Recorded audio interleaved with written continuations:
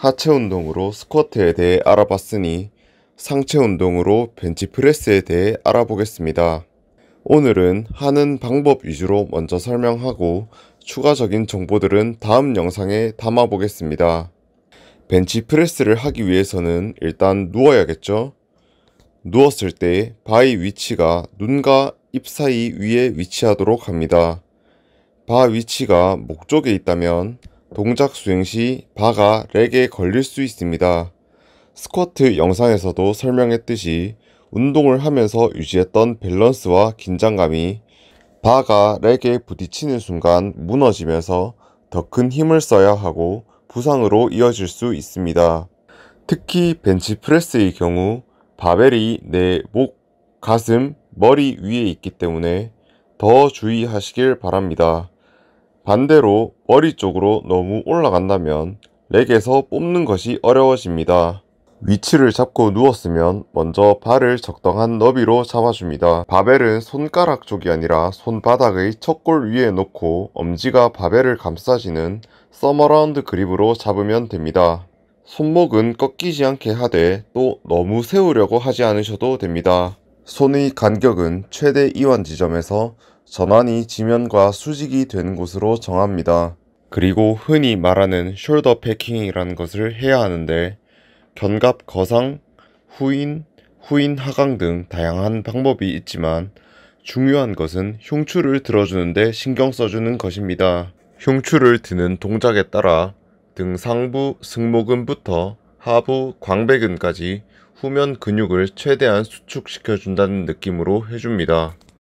이제 엉덩이를 내려놓아야 하는데 자연스럽게 내려놓아도 되지만 개인적으로 아치를 크게 주는 것을 원하기 때문에 엉덩이와 허벅지의 경계면이 벤치에 닿게 합니다. 그리고 발은 엉덩이 아래에 위치할 수 있도록 당겨줍니다.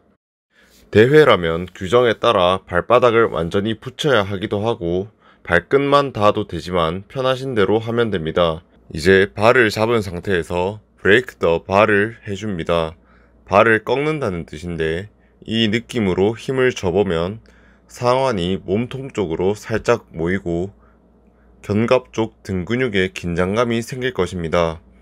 그러면 팔과 몸통이 이루는 각이 45도 정도가 되게 해라는 말이 적용되는 것이죠. 그 다음 팔꿈치를 쭉 펴고 바벨을 어깨 위로 가져옵니다. 내리는 위치는 복장뼈 몸통 아랫부분입니다. 보통 양 젖꼭지 사이에 발을 내려놓으라고 합니다. 그러면 바 패스는 약간 사선이 됩니다. 스쿼트에서는 바 패스가 미드풋과 바벨이 이루는 수직 궤적과 일치해야 한다고 했습니다.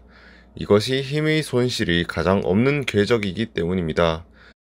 하지만 벤치프레스에서는 이런 수직 궤적의 바 패스가 부상을 유발시킬 수 있습니다. 벤치프레스에서 무게를 받는 위치는 어깨인데 바벨이 수직으로 내려오기 위해서는 팔꿈치가 벌어져야 합니다.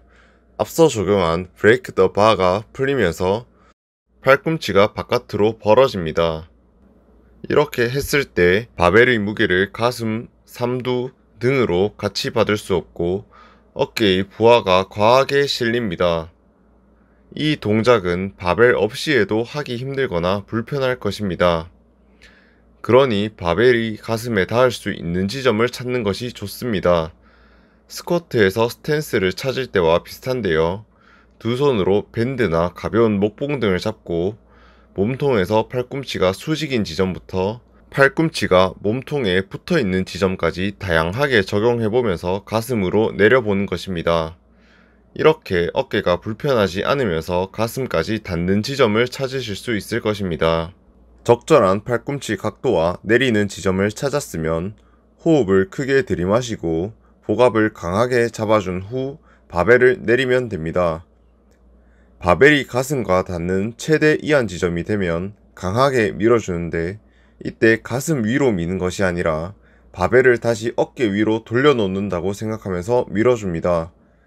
그리고 동작이 끝났으면 바벨을 렉에 돌려놓는데 한 가지 주의해야 할 점은 반드시 팔을 완전히 펴서 동작이 끝나고 난 후에 렉에 돌려놓아야 한다는 것입니다. 바벨을 어깨가 아니라 바로 렉 위치에 돌려놓기 위해 머리 쪽으로 밀게 되면 바벨이 렉에 부딪힐 수 있습니다.